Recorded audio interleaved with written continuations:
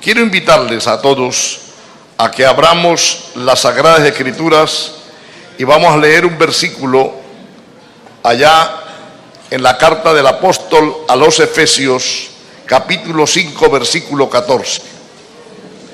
Este versículo de la palabra del Señor nos dice de la siguiente manera: por lo cual dice, despiértate tú que duermes, y levántate de los muertos, y te alumbrará Cristo. Hasta aquí. Padre, gracias te damos por tu misericordia, por tu fidelidad, porque tu misericordia se ha renovado mañana tras mañana y tu fidelidad cada noche. Te pedimos, Señor, que nos permita en esta hora continuar bajo tu gracia y bajo tu bendición.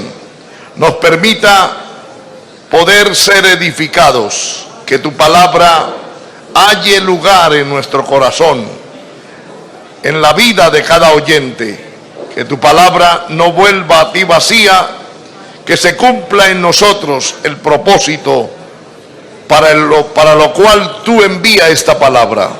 Padre, tú conoces nuestra necesidad, nuestro corazón, y por eso te pedimos que nos hable y que nos ministre conforme a esa necesidad.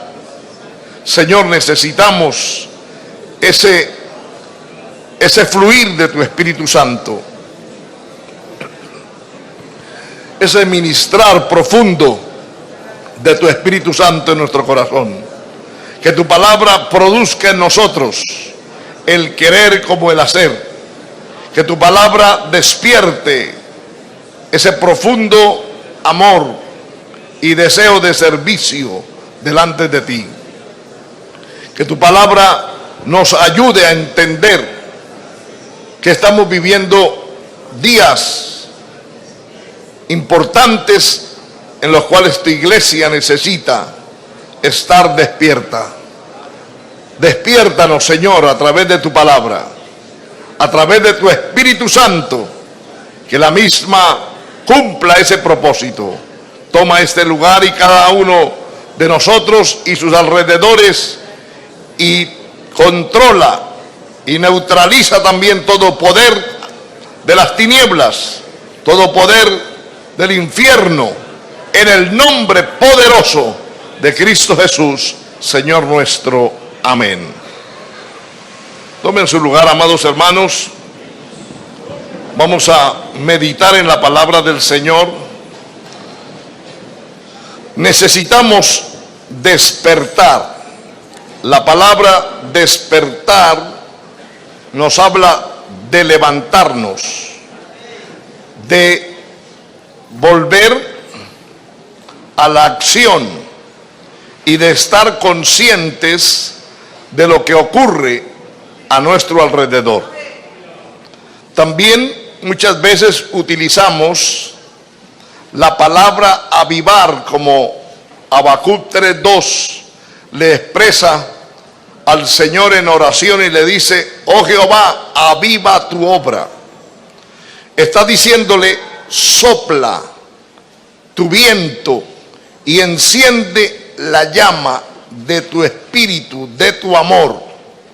Cuando nosotros avivamos el fuego, es porque notamos que la llama está mermando, menguando, y entonces necesitamos darle más vigor, más fuerza, hacer que cobre una suficiente vida, por decirlo de esta manera, para que las llamas crezcan y cumplan el propósito para lo cual se desea o se quiere. Nosotros hoy pudiéramos decir que también dentro de nuestra vida se encendió un fuego el día que el Señor vino a nuestro corazón, el día que el Señor puso de su Santo Espíritu, porque el Señor es vida. Nada más puede dar vida. El único que da vida es Dios. Y cuando Él está en nosotros, entonces tenemos vida, no solamente física, sino vida espiritual. Y tenemos que estar pendientes, porque quizá ese fuego se encendió y lleva tiempo ardiendo, pero tal vez su llama se haya disminuido, y llegará el momento, si no actuamos, si no reaccionamos, si no hacemos nada, que esa llama se apaga y dejará de arder en nosotros. Levíticos 6, capítulo 6, verso 12 y 13. Hay una recomendación para mantener ese fuego encendido. Y dice allí: el fuego encendido sobre el altar no se apagará, sino que el sacerdote pondrá en él leña cada mañana y acomodará el holocausto sobre él y quemará sobre él la grosura de los sacrificios de paz. El fuego arderá continuamente en el altar, no se apagará. O sea que esta era la recomendación que Dios le daba al pueblo, y más que recomendación era un mandamiento de permanecer ellos atentos a que el fuego en el altar no se apagara. Para ello, pues los primeros versículos desde el verso 8 en adelante nos dice lo que tenían que hacer los sacerdotes, los levitas, cómo tenían que hacer. Y una de las cosas era: todas las mañanas tenían que extraer la ceniza y luego colocar nueva leña, y luego también nuevo sacrificio. Es decir, que esto lo tenían que hacer mañana y tarde, todos los días. No se podía dejar de hacer, porque la llama, el fuego, podía dejar de arder, y eso estaba hablando de descuido, de indiferencia, que le han dado la espalda a Dios y que están entretenidos en otras cosas. Entonces ellos tenían que mantener esa llama encendida en el altar, y allí estaba diciendo que estaba la presencia del Señor y que ellos también querían mantenerla. ¿Cómo? Manteniendo nueva leña, nuevo sacrificio, y extrayendo todo lo que pudiera ser un problema y un obstáculo para que no ardiera el fuego continuamente en el altar. Ahora, un avivamiento es la obra del Espíritu Santo, o un despertar solo puede venir del Espíritu Santo. En todas partes se habla, se desea, se habla de un gran despertar espiritual, ya que la iglesia se ha dejado influenciar por una cultura materialista, religiosa, y se ha perdido de vista la esencia del verdadero cristianismo. Gloria al Señor. Que cuando uno vive el verdadero cristianismo, implica una firme separación del mal, del pecado y de todo entretenimiento que pueda apartarlo de la comunión con Dios. Y luego también, eso es seguido, una entrega total e incondicional delante de Dios. Es decir, que se cumple aquel propósito del Señor cuando Él dijo: si alguno quiere venir en pos de mí, niéguese a sí mismo, tome su cruz y sígame. Entonces uno tiene que negarse, morir a sus intereses particulares, personales, y luego darle todo el tiempo y prioridad a Dios. Tristemente nos hemos acostumbrado a un cristianismo superficial, mundano, religioso, y por otro lado le hemos dado mucha relevancia a lo emocional y pasajero. Estas cosas emocionales no producen cambios, ¿verdad? Y que más bien confunden con la verdadera operación del Espíritu Santo. O sea, cuando le damos rienda suelta a nuestras emociones, a algo que lo produce el hombre, las personas, usted ve que hoy hay tipos de avivamiento. La gente cree que estar avivado es cantar a gran velocidad. Otros creen que estar avivado es darle rienda suelta a nuestras emociones y exteriorizar con gritos, con brincos, con una cantidad de cosas que aparentemente estamos diciendo que estamos bajo la influencia, bajo el control del Espíritu Santo, y resulta que no es eso, y más bien con esto se está confundiendo e impidiendo la verdadera operación del Espíritu Santo. Cuando es el Espíritu Santo quien toma nuestras vidas, quien viene a nosotros, no puede haber, o la persona no puede continuar igual. Los tratos con Dios, la presencia de Dios, el mover del Espíritu Santo en nosotros produce cambios, produce transformación. Tiene que haber el nuevo nacimiento, tiene que haber ese apartarse del pecado, esa separación debe existir. De lo contrario, no será posible estas cosas. Ahora, cuando hablamos de sueño, que aquí dice la palabra, despiértate tú que duermes y levántese. Habla de levantarse, habla de entrar, ¿verdad?, en acción, de estar consciente. Y hoy vemos y todos entendemos lo siguiente, y es que cuántos accidentes ocurren en la vida secular por personas que se duermen cuando tendrían que estar despiertos. Un ejemplo, conductores que se duermen al volante, y cuántos accidentes y muertes han ocasionado en ese instante que se durmieron, que es un acto de irresponsabilidad. Se quedaron dormidos cuando tenían que estar despiertos, activos y conscientes de lo que están haciendo.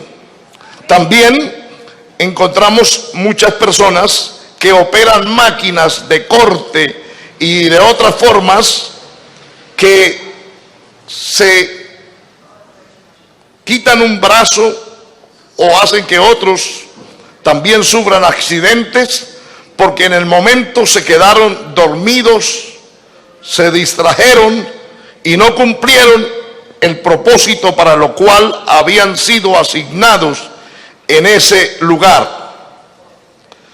Hoy también en la parte espiritual hay muchos accidentes por el sueño espiritual.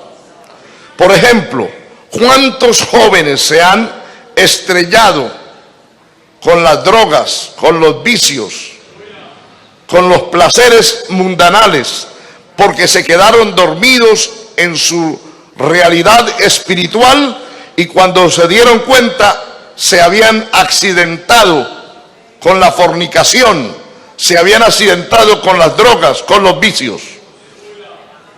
También cuántas personas que se han dormido y cuando han despertado se han accidentado y han acabado su familia, han acabado su hogar, porque chocaron con la infidelidad, con la inmoralidad, porque un día se quedaron dormidos cuando tenían que estar despiertos.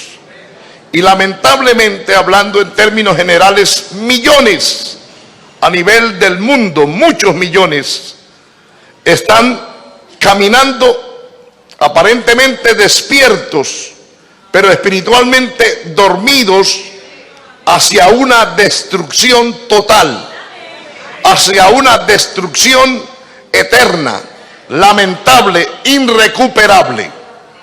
Entonces, cuando la iglesia necesita levantarse, necesita un despertar, cuando las almas no se convierten realmente al verdadero evangelio, cuando simplemente hacen una profesión de fe superficial y que no ha afectado su vida a un arrepentimiento pleno y total, provocando la separación con el mundo. Cuando eso, la iglesia necesita un despertar.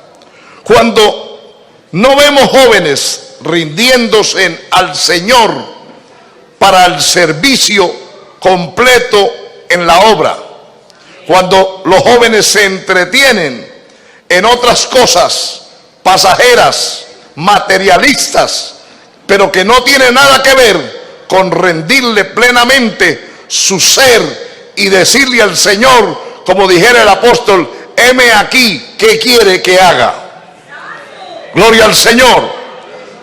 Hay necesidad de un despertar cuando vemos que el fervor espiritual para acercarse a Dios a través de la alabanza, y mucho menos la adoración, que se requiere mucho más, ¿verdad? Un ir directo a la presencia de Dios, vivir una vida de comunión, tener una vida limpia, una vida en armonía con las Escrituras, para poder expresarle a Dios una verdadera adoración como Él la exige, porque el Señor es espíritu y quiere que los que le adoran, le adoremos en espíritu y en verdad. Gloria al Señor, amén. También vemos la necesidad de un despertar cuando no hay reverencia en la casa de Dios, cuando las personas no se acercan con un corazón contrito y humillado en la casa de Dios, cuando hay toda clase de irreverencia. Esto está demostrando que el nivel de las personas que allí llegan, que se congregan, es muy bajo, es muy limitado, que no alcanzan ellos a llegar siquiera a hincarse y postrarse delante del Señor, como dice el Salmo: venid y arrodillémonos, postrémonos delante de Dios nuestro Hacedor. Gloria al Señor. También hay necesidad cuando los altares están vacíos y sin lágrimas, y los púlpitos sin unción y sin mensajes confrontantes. Gloria al Señor. También hay necesidad cuando la mundanalidad y las cosas del mundo, las cosas carnales, son normal en el cristianismo, y no hay nadie que las estorbe y las acepta, y más bien ve que el estorbar estas cosas son como fanatismo y como extremismo, y que no tiene por qué inquietarse ni perturbarse a nadie, y que cada quien puede vivir la vida como la pueda vivir, que lo importante es llegar cada vez al templo, lo importante es, algunos dicen, traer sus diezmos y las ofrendas, y creen que con eso es suficiente. Pero, amados hermanos, necesitamos un despertar que empiece cuando oímos la palabra del Señor. Amén. Habacuc dice: he oído tu palabra y temí. O sea que lo que produce un despertar en nosotros es la palabra del Señor. Si miramos en el segundo libro de las Crónicas, encontramos allá en el capítulo 34, versículo 8 y siguientes, a Josías, en el tiempo de Josías, y la Biblia nos dice que de 8 años era Josías cuando comenzó a reinar, y reinó 31 años en Jerusalén. A los 8 años de su reinado, siendo aún muchacho, comenzó a buscar a Dios, al Dios de David su padre.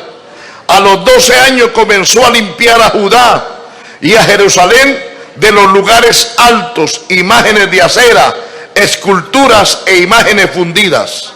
Y derribaron delante de él los altares de los Baales.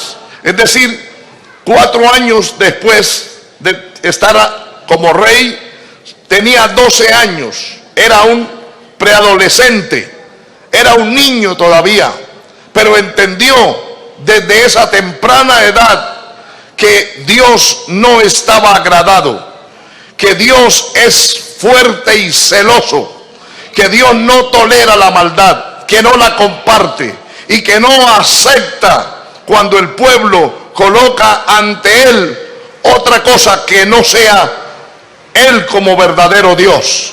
Y allí habían colocado dioses ajenos, ídolos, imágenes que ellos habían hecho. Pero me llama la atención es que comienza a limpiar a Judá, comienza a limpiar a Jerusalén, a destruir, a derribar todos aquellos lugares altos y de adoración pública que eran lugares totalmente de perdición, más que de adoración. A los 18 años de su reinado, después de haber limpiado, dice el verso 8, la tierra, dice, y la casa envió a Safán, hijo de Azalía, a Maasías, gobernador de la ciudad, y a Joab, hijo de Joacás, canciller, para que reparasen la casa de Jehová. Es decir, después de que ha limpiado el país, ha limpiado también a Jerusalén, la capital, entonces dice, vamos hacia la casa de Dios, vamos a reparar. Estaba en ruinas. Y allí hay algo importante, y es que encuentran, ¿verdad?, el libro de la ley.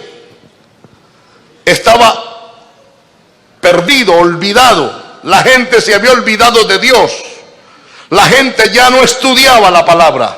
La gente no oía. Cuando uno no oye a Dios, no oye la palabra, no estudia la palabra, hermano, ese fuego se va extinguiendo. Esa llama se va menguando. Y llega el momento cuando pecar es igual. Es lo mismo. Ya no hay sensibilidad porque ya no hay una relación con Dios. Y entonces se comienza a permitir y a edificar lo que uno en un tiempo destruyó. ¿Cuándo? Cuando conoció al Señor. Pero debido al alejarse de la palabra y de las cosas divinas, entonces comienzan a reaparecer otras cosas que uno ya había desechado, que uno tenía por inmundas y por indignas, pero que luego las vuelve a aceptar y a llevar a su vida. Hoy nosotros necesitamos, como le tocó a este pueblo de Judá, sacar la palabra de Dios de debajo de los escombros. ¿De cuáles escombros? Escombros del olvido, escombros de la indiferencia, escombros de la pereza, escombros de la religiosidad, escombro de la mundanalidad, escombro de la tibieza, y todo aquello hay que sacar la palabra de esos escombros, sacudirla y volvernos a ella, porque solo ella hará que nuestra vida pueda acercarse a Dios. Porque la fe verdadera, la fe que nos lleva a Dios, viene cuando oímos la palabra. La fe viene por el oír y la palabra de la palabra de Dios. La fe, la palabra de Dios es como una espada. Hebreos 4:12 dice que es como una espada de dos filos que penetra hasta partir el alma. Amén. Se mete por los tuétanos de nuestro hueso y discierne las intenciones, y que no hay cosa creada que no haya de manifestarse ante los ojos de aquel a quien tenemos que dar cuenta. Usted puede ver que aquí en el verso 18 dice, además de esto, declaró el escriba Safán al rey diciendo, el sacerdote Hilcías me dio un libro y leyó Safán en él delante del rey. Y luego que el rey oyó las palabras de la ley, rasgó sus vestidos, y hubo una reacción profunda de arrepentimiento. Se hizo consciente de que verdaderamente Dios no estaba agradado, que de esa manera no se podía agradar, y entonces envió, el verso 21, a consultar delante de Dios a través de los profetas, que consultaran qué sería del futuro, qué pasaría.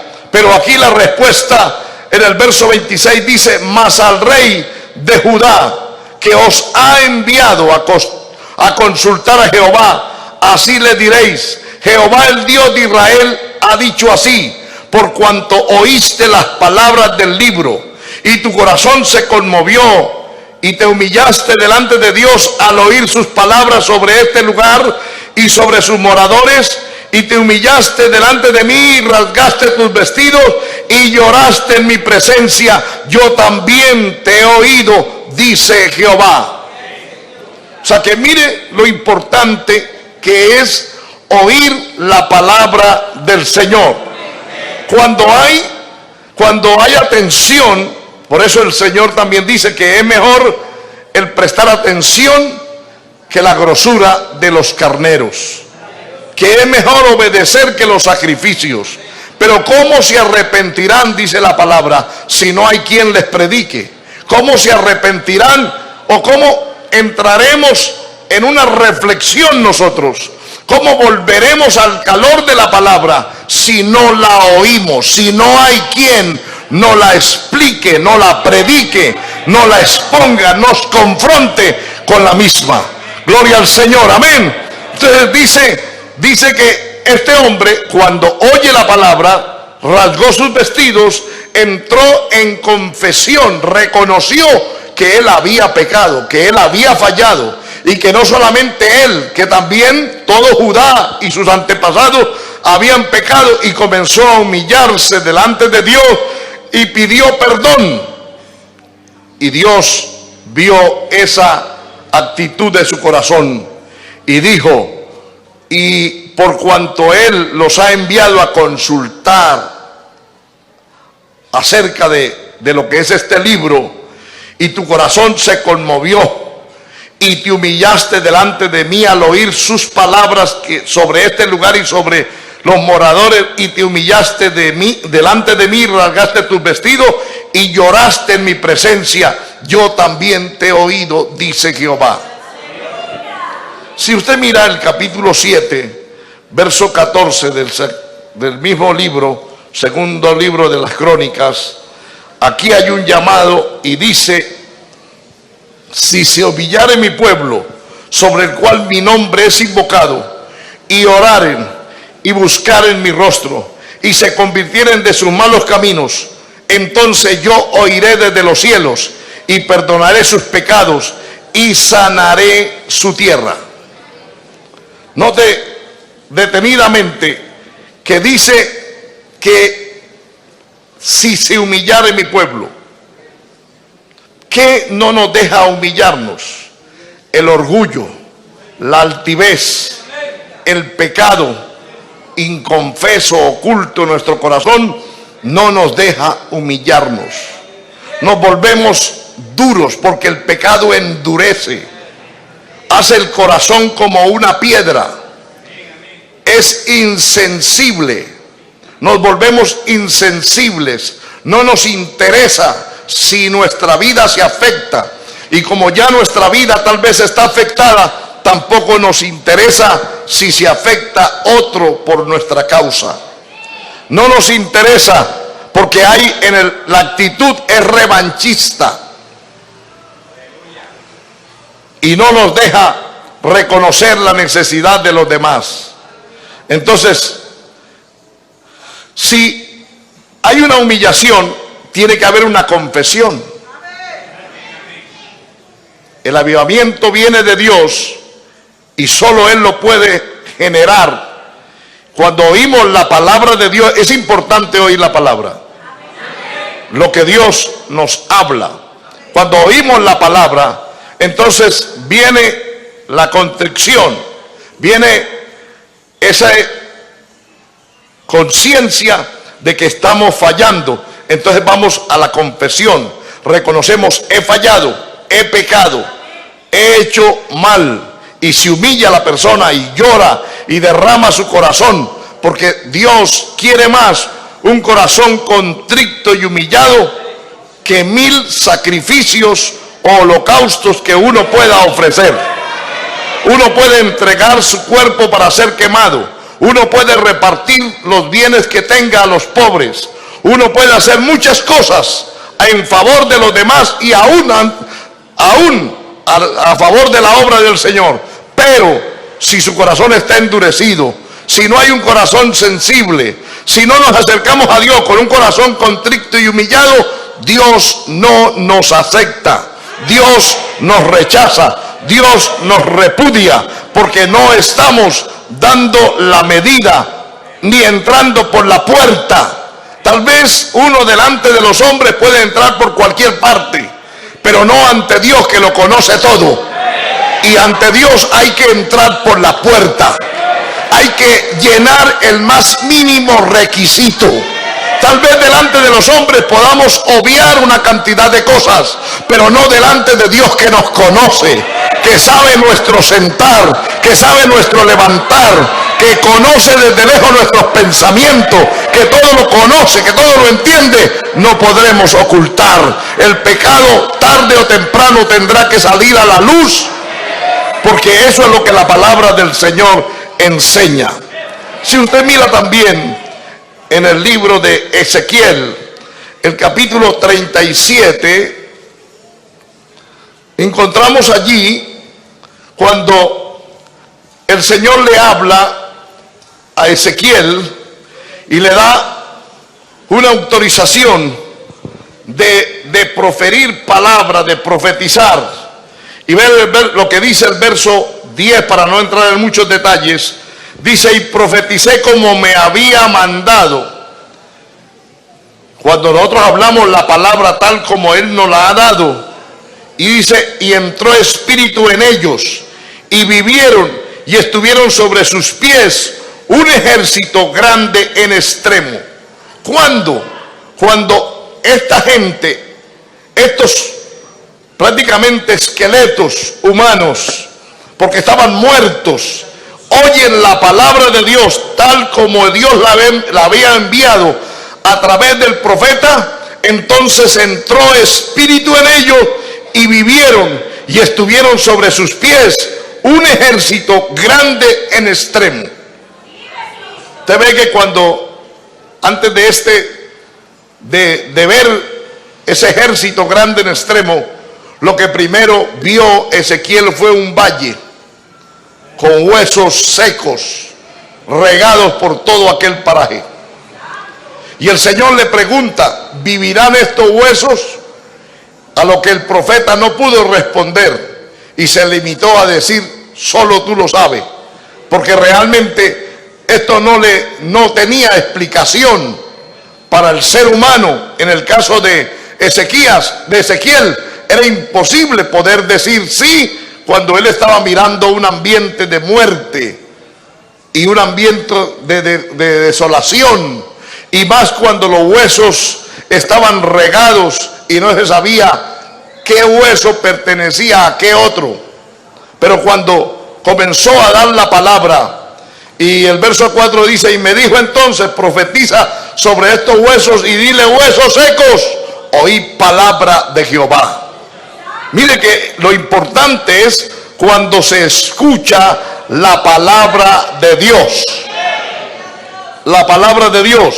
Ya en el verso 11 el Señor le explica y le dice que esos huesos secos son la casa de Judá, la casa de Israel, y que llegaría el momento que oirían, porque es que no era que estos ya habían muerto, estaban vivos, pero espiritualmente eran huesos secos, estaban muertos. Cuando uno no tiene el Espíritu de Dios, está muerto.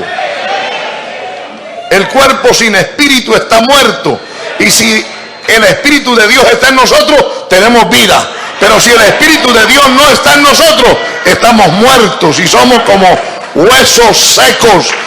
Y solo la palabra de Dios podrá producir esa vida en cada uno de nosotros.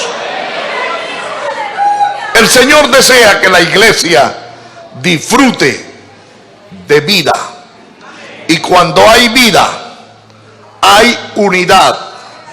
La Biblia dice en Hechos 4 que la multitud de los que habían creído, Hechos 4:32, eran de un solo corazón y de una sola alma. Hay unidad. No hay rivalismo. Amén. Hay unidad. Entonces, eso es lo que Dios quiere. Si la iglesia del Señor está despierta, hay unidad. ¿Qué más había en la iglesia primitiva? Oración ferviente, inconstante. 3, la palabra corría con poder y eran operados milagros, señales y maravillas. También estaban en funcionamiento los dones del Espíritu Santo activos, y según la necesidad de cada que se presentaba en la iglesia, se accionaban los dones del Espíritu Santo. Cuando hablamos de los dones del Espíritu Santo, hablamos de lo genuino, de lo auténtico, no de las imitaciones y no de aquellas cosas que no traen cambios y que no se producen con el Espíritu de Dios, sino que más bien es el espíritu humano el que hace esas cosas. Y eso no trae sino confusión en ocasiones. Eso no trae sino problemas. Eso no trae contrición. Cuando es el Espíritu de Dios, hermanos, somos inmediatamente como punzados por el Espíritu de Dios. Tenemos que rendirnos. Nadie que Dios le esté hablando puede, a menos que ya esté reprobado. De lo contrario, la persona debe inmediatamente, o lo hace voluntariamente, la reacción a la voz de Dios es rendirse. Cuando es el Espíritu de Dios, hay una reacción, hay un cambio, hay una confesión, hay un arrepentimiento. Pero cuando no es el Espíritu de Dios, lo que hace es traer endurecimiento, incredulidad, indiferencia, y hacen que se desprecien en ocasiones los verdaderos dones espirituales. El deseo de Dios es que cada uno seamos un instrumento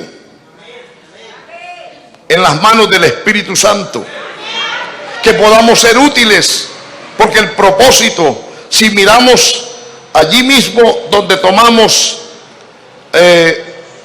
la palabra del Señor, usted puede ver que el propósito de Dios es levantar ministerios y por supuesto dones, como dice aquí el capítulo 4, versículo 11 de Efesios, dice: y él mismo constituyó a unos apóstoles, a otros profetas, a otros evangelistas, a otros pastores y maestros. ¿Cuál es el fin de constituir estos ministerios, de levantar ministerios? ¿Cuál es el propósito?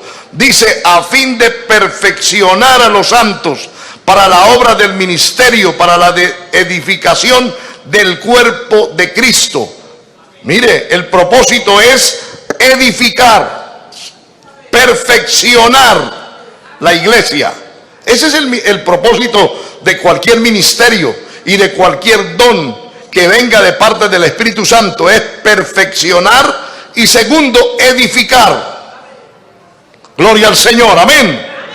Dice: hasta que todos lleguemos a la unidad de la fe y del conocimiento del Hijo de Dios, a un varón perfecto a la medida de la estatura de la plenitud de Cristo. ¿Cuál es el segundo propósito? Para que ya no seamos niños fluctuantes, llevados por doquiera de todo viento de doctrina, o por estratagema de hombres que para engañar emplean con astucia las artimañas del error. Entonces, cuando nosotros tenemos el Espíritu Santo, pues sabemos discernir quién viene a nosotros con la verdad o con la mentira, quién trae la verdadera doctrina y quién trae una doctrina de error. Inmediatamente la rechazamos, no nos dejamos afectar, sabemos quién se acerca a nosotros para sacar provecho. Todo eso cuando tenemos el Espíritu Santo, y todo esto lo hace Dios a través de los ministerios que Él ha constituido en la iglesia. Todo ministerio que ha sido establecido por Dios, el único propósito es perfeccionar y segundo, instruir, capacitar. Amén. Gloria al Señor. Ese es el propósito, edificar el cuerpo de Cristo. Todo lo que no edifique no es de Dios. Todo lo que no perfeccione no es de Dios. Así parezca bonito, parezca bueno a la vista humana, no es de Dios. Gloria al Señor para siempre. Entonces comienza el avivamiento. No puede surgir de otra manera que no sea el oír la palabra con fe, el oír la palabra con temor, el oír la palabra con reverencia, el oír la palabra con hambre cuando la oímos. Si miramos la Escritura, también podemos ver allá en el libro de Nehemías, cuando se lee la palabra también, usted puede ver en el capítulo 8, versos 6 al 9, dice: bendijo entonces Esdras a Jehová, Dios grande, y todo el pueblo respondió: amén, amén, alzando sus manos, y se humillaron y adoraron a Jehová, inclinados a tierra.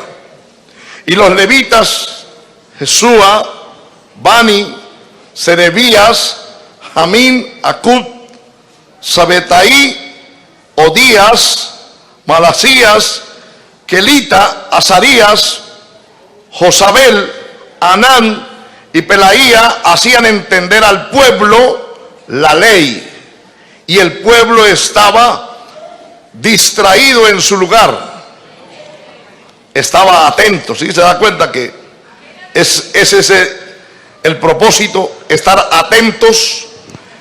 Y leían en el libro de la ley claramente y ponían el sentido de modo que entendiesen la lectura. O sea que mire que el pueblo, eso demuestra que el pueblo tenía hambre, que el pueblo quería oír, que el pueblo se acercó a oír, y había una total disposición, una plena atención, y colocaban como verdad el oído de tal manera que pudieran entender lo que se estaba leyendo allí.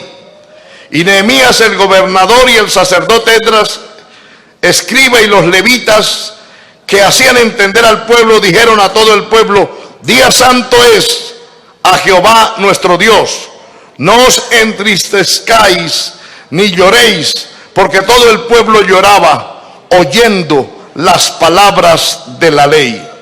Eso es cuando uno entiende la palabra, uno la recibe, y como la palabra penetra, entonces hay diferentes reacciones. Aquí vemos, dice que todo el pueblo, algunos lloraban de gozo, otros les daba tristeza haber abandonado al Señor, y otros era la primera vez que tenían esta oportunidad y esta manifestación. Dice: luego les dijo: id, comer grosura y beber vino dulce, y enviar porción a los que no tienen nada preparado, porque día santo es a nuestro Dios, a nuestro Señor. No os entristezcáis, porque el gozo de Jehová es vuestra fuerza. Y los levitas pues hacían callar a todo el pueblo, diciendo: callad, porque es día santo y no os entristezcáis. Gloria al Señor. Entonces aquí puede ver que el pueblo había entendido y todo el pueblo se fue a comer y a beber y a obsequiar porciones y a gozar de grande alegría, porque habían entendido las palabras que se les había enseñado. Cuando uno entiende la palabra, Habacuc dijo: he oído tu palabra y temí. Y aquí estos tuvieron la reacción. Inmediatamente fueron punzados, hurgados con la espada de la palabra. Penetró lo más íntimo de sus corazones. Y aunque les querían atajar y les querían decir: no, hoy es día de celebración, ellos tenían que llorar de lo profundo de su corazón. Y todo dice: porque habían entendido las palabras que se les había enseñado. ¿Usted no se ha dado cuenta, por ejemplo, que hay personas que oyen la palabra y ya no sienten nada, ni reaccionan, no hay cambio, no hay nada? Ellos simplemente oyen, pero no la entienden. No se dan cuenta que Dios está tratando con ellos. No se dan cuenta que es su condición. Más bien algunos se rebelan. Algunos dicen que eso es para otro, porque están inconscientes, en un estado de inconsciencia. Cuando alguien está dormido, usted puede hablar, comentar cosas y la persona no se da cuenta, aunque esté ahí de cuerpo presente, pero está dormido, está inconsciente, no es consciente de lo que se está diciendo, de lo que se está hablando, tampoco es consciente del tiempo que estamos viviendo, de la hora, de la era de la iglesia, de este tiempo tan importante, de que el tiempo nuestro se nos acaba, se nos va, de que pronto tendremos que estar delante de la presencia del Señor. ¿Y qué será de nosotros si no obedecimos a la palabra? Si nos entretuvimos en muchas cosas, en muchos afanes de la vida y no le entregamos nuestra vida al servicio del Señor. ¿Cuántos de ustedes tal vez el Señor quiere usar sus vidas? Quiere levantar sus vidas, quiere que usted le sirva de tiempo completo, que sea un instrumento en la mano del Señor, pero está entretenido con muchos afanes, con muchas cosas materiales, con el trabajo, con sus carreras, con el estudio, con el bienestar, ¿verdad? Y tal vez usted humanamente dice: pero es que esto es lo necesario, yo quiero que esto sea así. Y tal vez los padres le dicen a los hijos: no, olvídese ahora de servir al Señor, concéntrese a estudiar, a prepararse para que sea alguien en la vida. Pero ¿qué alguien en la vida puede ser si usted no hizo o no cumplió el propósito para el cual Dios lo trajo a esta tierra? Mañana pasará el tiempo y se lamentará de no haber querido servir a Dios cuando era un niño, cuando era un adolescente, cuando era un joven, que Dios le llamaba, que Dios trataba con su corazón. Tal vez usted escuchó eso y no se dio por entendido que es para usted la palabra, que es con usted que Dios está tratando, que es ahora que Dios lo quiere, que es ahora el momento, que es el tiempo preciso, que es la hora de actuar, que no hay tiempo. Mañana será el tiempo de otro, pero el tiempo suyo, el tiempo mío es este. Este es el día de salvación. Este es el tiempo de levantar las manos y decirle: Señor, aquí estoy, ¿qué quiere que haga? ¡Aleluya! ¿Qué cosas pueden estar impidiendo ese despertar? La mundanalidad puede ser una. El pecado oculto es ese pecado inconfeso que usted nunca ha confesado a Dios y que tal vez lo cometió estando ya dentro de la iglesia, y que con eso usted ha sido una piedra de tropiezo y ha sido como un palo en la rueda y no ha dejado que la obra avance, que la labor del Espíritu Santo, porque usted ha servido como un palo en la rueda. Y usted está tranquila y usted está tranquilo, y aún consciente de esto todavía está enredado en vicios. ¿Cuántos viniendo a la iglesia todavía consumen droga? todavía tienen vicios de mucha naturaleza, todavía son fornicarios, todavía aún saliendo de los cultos se van a hacer el mal.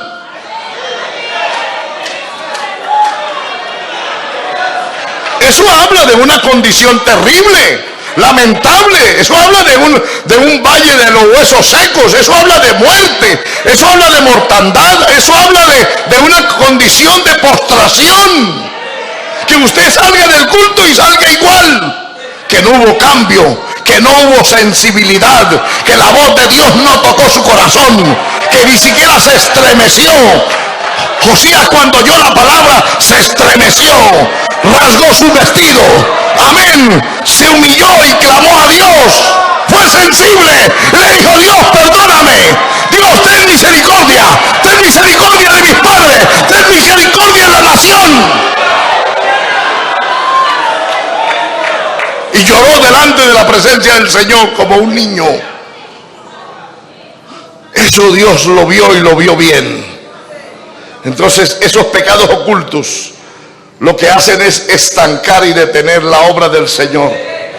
Si usted ve el Salmo 32, el mismo David dice: mientras callé, se envejecieron mis huesos en mi gemir todo el día, porque de día y de noche se agravó sobre mí tu mano, se volvió mi verdor en sequedades de verano. Dice: mientras callé, mientras no reaccionó. ¿Cuándo vino a reaccionar? Cuando el profeta Natán le dice: tú eres ese hombre. Cuando le dice: tú eres ese hombre, inmediatamente reaccionó y dijo: ay, Dios, pequé y debo morir. Y el profeta le dice: Jehová ha remitido tu pecado y no morirá. ¿Por qué? Porque tan pronto fue consciente de su pecado y de su maldad, dijo: pequé. Confesó que había pecado, se humilló a Dios. Y usted lo ve luego en el Salmo 51, en esa gran plegaria de arrepentimiento, reconociendo su maldad, su rebelión. Porque no solamente uno peca así simplemente contra la santidad de Dios, todo pecado atenta contra la autoridad de Dios.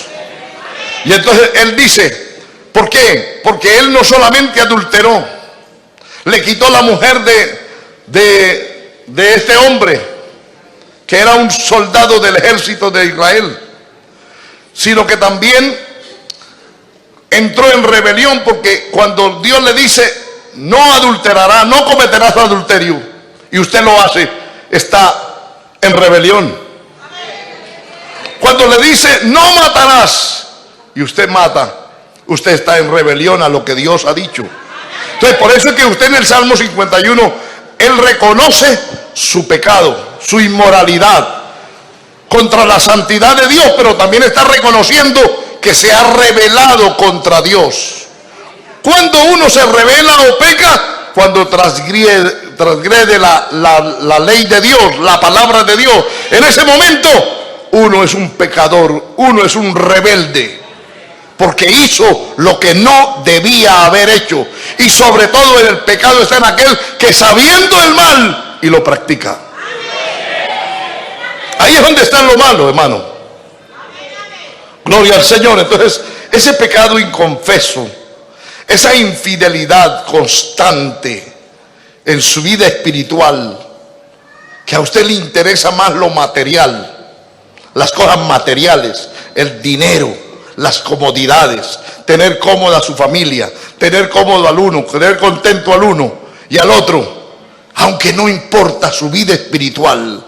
Esa constante infidelidad está impidiendo ese despertar, ese que Dios trate, eso que la palabra de Dios llegue, esa falta de amor al hermano, amor a la obra de Dios. Eso está hablando de un deterioro espiritual, de un descenso tremendo espiritual.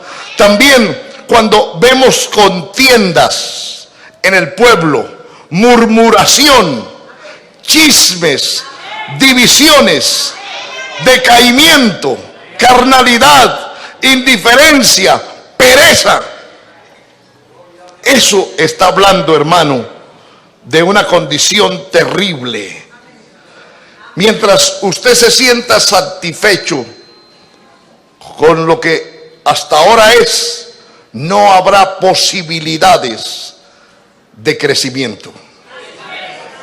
No habrá posibilidades de que salga de esa encrucijada en que se encuentra. La iglesia de la Odisea, que nos habla la palabra de Dios en el capítulo 3, verso 17 en adelante, usted encuentra que esta iglesia era tan indiferente que llegó a expresarlo y a decir: no tenemos necesidad de nada. Y el Señor le dice que son ricos y que no tienen necesidad, pero no se han mirado la verdadera realidad. Amén. Estaban muertos, eran desventurados, pobres, desnudos. Y el Señor les aconseja lo que tenían que hacer si querían salir de esa condición. Amén, amado hermano.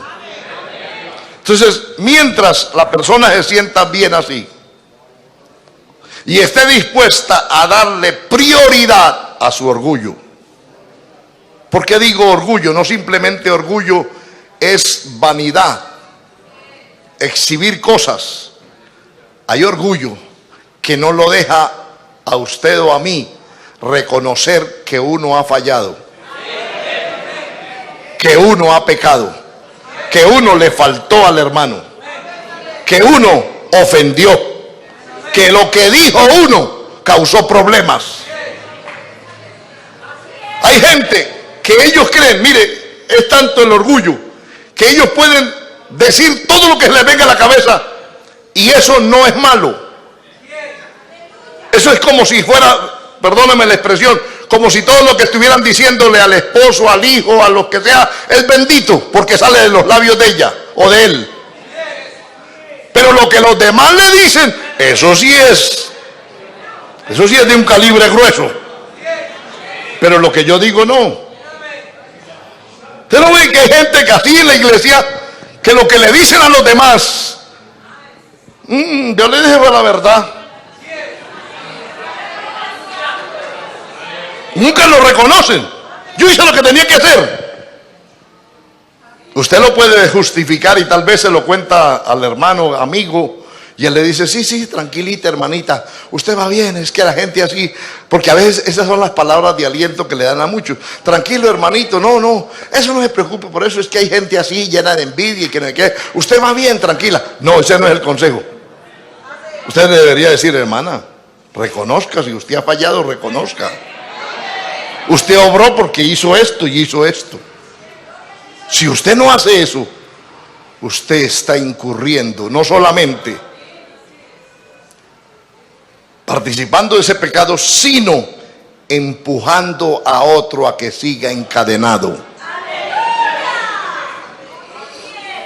Y de eso tendrá que darle cuenta a Dios.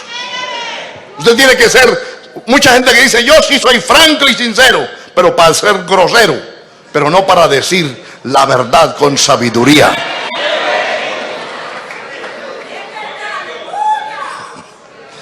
Aleluya, amén. Entonces, mientras una persona o una iglesia en general se sienta satisfecha de su condición, no puede aspirar a un despertar espiritual. No, porque no lo necesita, no lo cree necesario, no lo cree importante, cree que así está bien, cree que todo lo sabe, que no tiene necesidad de nadie, ni que nadie le amoneste, ni que nadie interfiera en su vida, que no se metan, que yo hago con mi vida la que quiero, lo que quiero. Que a mí no me vengan a decir nada, que a mí ese hermano no me vaya a hablar nada. Eso es orgullo, eso es altivez de rostro, ese es engreimiento. Gloria al Señor. Ahora, cuando nosotros oímos la palabra del Señor, la recibimos, le damos el lugar a Dios, tiene que haber obediencia. Hermano, le digo la verdad delante de Dios. Sin obediencia no hay salvación.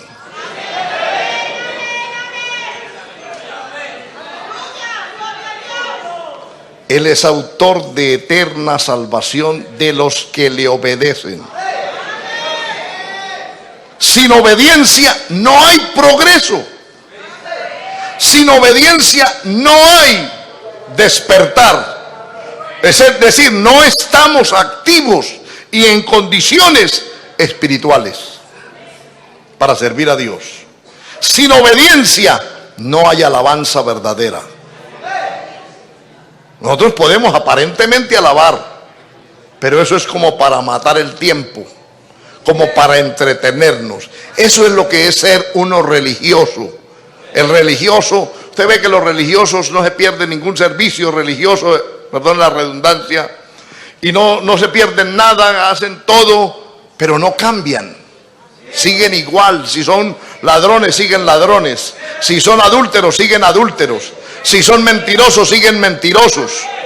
Y así sucesivamente, todo lo que practiquen lo siguen practicando y no se pierden ningún servicio religioso. Y no obedecen, o sea, no se someten a la palabra del Señor. Hermanos, si no hay obediencia, no hay nada. Hermano, yo quisiera que usted pudiera estudiar esa parte y le dijera al Señor: hermano, no hay nada si no hay obediencia.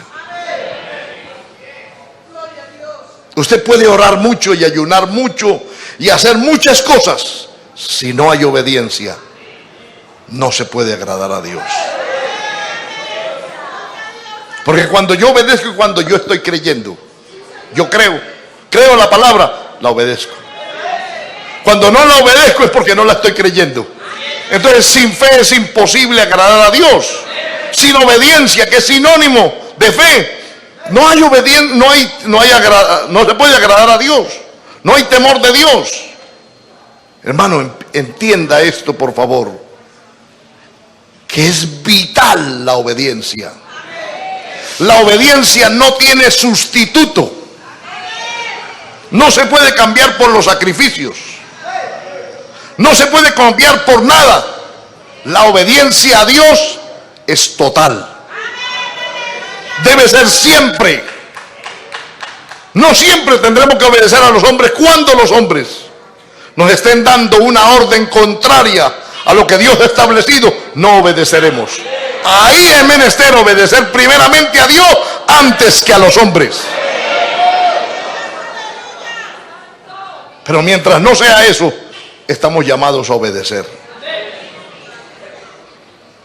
Entonces, si hay una verdadera confesión, oímos la palabra, hay confesión de pecados, de nuestra condición, de nuestra aridez, de nuestra muerte espiritual. Reconocemos y decimos: estamos muertos, estamos totalmente mal delante de Dios. Entonces vendrá resultados diferentes. Habrá una conversión genuina en nosotros y por ende tendremos comunión con Dios. Y si la iglesia logra y alcanza, como lo fue la iglesia primitiva, que era en su gran mayoría la multitud de los que habían creído, vivían para Dios, entonces hay bautismos en el Espíritu Santo. Hay sanidades. Los cautivos son libertados.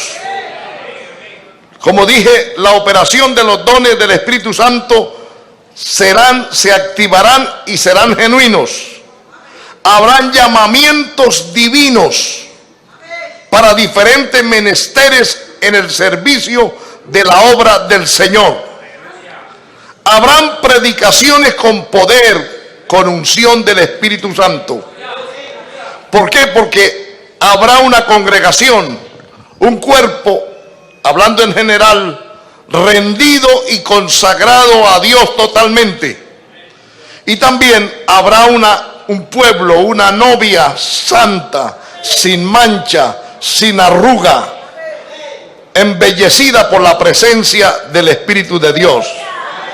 Habrá un verdadero fervor de corazón y entrega en las alabanzas y en la genuina adoración en el Espíritu.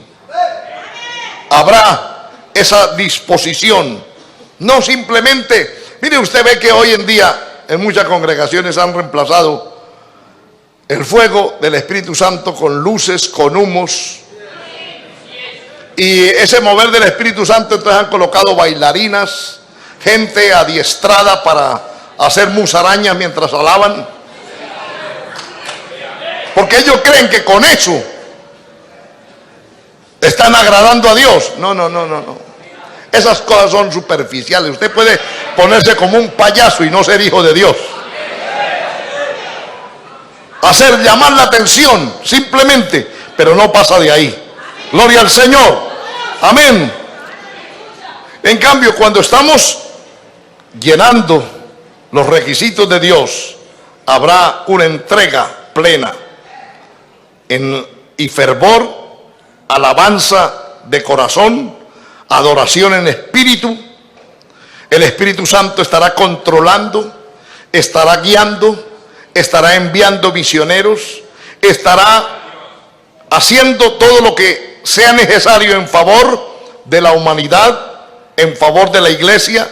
Los creyentes se levantarán con poder, testificarán por todas partes, pues sienten gran amor por los perdidos. Cuando la iglesia está despierta, como es consciente de qué es ser salvo y qué no es ser salvo, es decir, sabe qué es estar perdido sin Cristo y ahora sabe qué es tener a Cristo y vivir para Cristo. Sabe, entonces la aprecia. Es como cuando usted va, por ejemplo, a un médico y el médico le da la medicina acertada y usted no podía ni moverse y se tomó esa medicina o hizo lo que le dijeron que hiciera. Entonces la gente viene y le pregunta, porque ya lo ve caminando bien, y le dice: ¿qué le pasó? No, mire, fui al médico y el médico me formuló tal cosa y desde ahí, vea, estoy sano. ¿Verdad? Usted lo recomienda. Por eso la gente llega a hacerse famosa y llegan a ver las filas de personas que no caben ya en los consultorios de ese médico.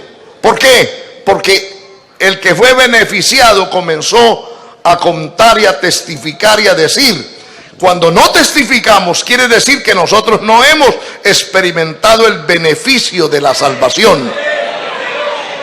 Si usted pasa como que nadie sabe quién es usted, inadvertido en medio de la multitud, en su casa, en el colegio, en la universidad, en el trabajo, y donde quiera que esté, pasa inadvertido, es porque usted no es consciente de los beneficios de la salvación en su vida.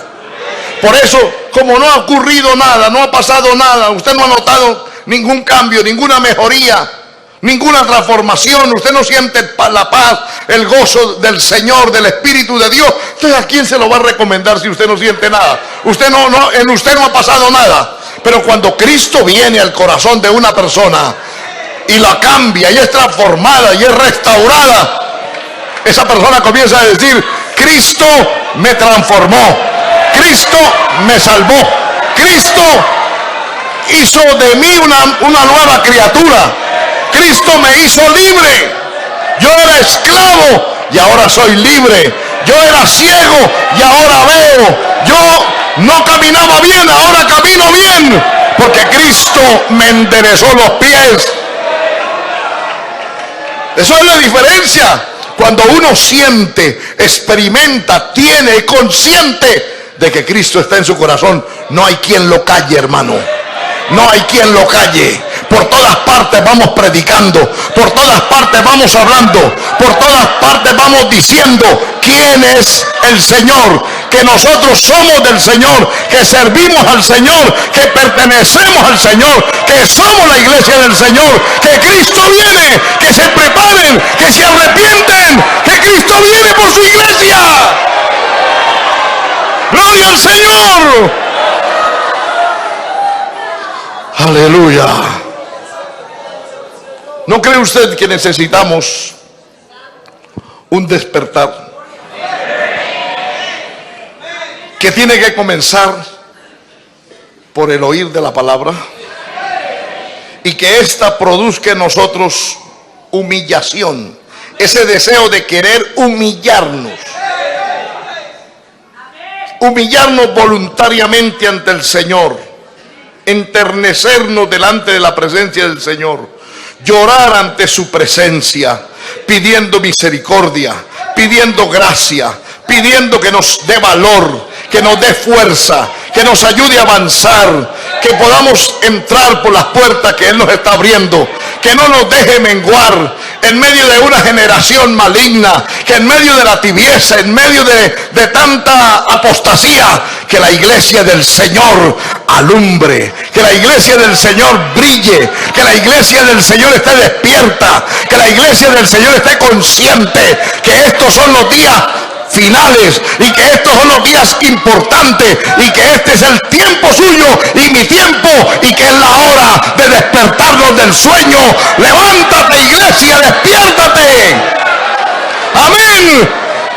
Jesucristo es su Señor, y si Cristo es el Señor, es la vida, y si usted tiene vida, no puede estar muerto, no puede estar en el valle de los huesos secos. Usted tiene que levantarse, huesos secos, oír palabra de Jehová. Levante sus manos. Aleluya. El que quiera venir aquí al frente, venga con toda libertad. Usted ha oído la palabra de Dios, y esta palabra le ha punzado su corazón como una espada, y está penetrando al interior de su vida. Levántese, despiértate tú que duerme, levántate de los muertos. No siga más en esa cama de la indiferencia, en esa cama del reposo, en esa cama de la mundanalidad, en esa cama de cualquier otro pasatiempo. Levántate tú que duermes, despiértate, sé consciente de la hora que vivimos, sé consciente de la condición del mundo, sé consciente de su propia necesidad. Jesucristo es el Señor y Él le llama, y tal vez Dios lo está llamando ahora y quiere que usted le sirva ahora. Aleluya, aleluya, aleluya. Dile: aquí está mi vida, Señor. Hay urgencia, se requieren, hay necesidad de obreros, de hombres y mujeres verdaderamente rendidos, de gente rendida, de gente que le diga: sé el Señor de mi vida, sé el dueño de mi vida, el dueño de mi ser, el dueño de mi tiempo, el dueño de mi hogar, el dueño de mi familia, el dueño de todo. Aleluya, gloria a Dios. Hay necesidad, hermano. Despiértate, dile sí al Señor en esta hora.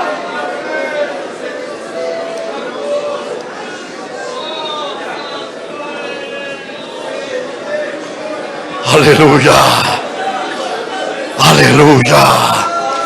Espíritu Santo de Dios, Espíritu Santo, aquí estamos. Henos aquí en esta hora, en este instante, en este momento. Permite que tu palabra traiga resultados profundos, traiga cambios, transformaciones. Que tu palabra traiga transformación plena. Que tu palabra nos vuelva en sí. Que tu palabra nos vuelva en sí. Aleluya. Que el pecador pueda arrepentirse, que el descarriado pueda volverse a ti. Padre, glorifícate. Restáuranos, Señor, restáuranos. Oh Jehová, aviva tu obra en medio de los tiempos. En medio de los tiempos, hazla florecer. Solo tú puedes dar esa vida. Solo tú puedes hacernos florecer. Solo tú puedes hacernos dar fruto. Solo tú, Señor. Solo tú puedes. Porque solamente tú eres Dios. Solo tú eres la vida. Tú eres la vida. Tú eres la vida. necesitamos esa vida. Entra a nuestro corazón, entra profundamente, despiértanos, Señor, sensibilízanos, quita la dureza, cambia ese corazón de piedra por uno de carne. Aleluya.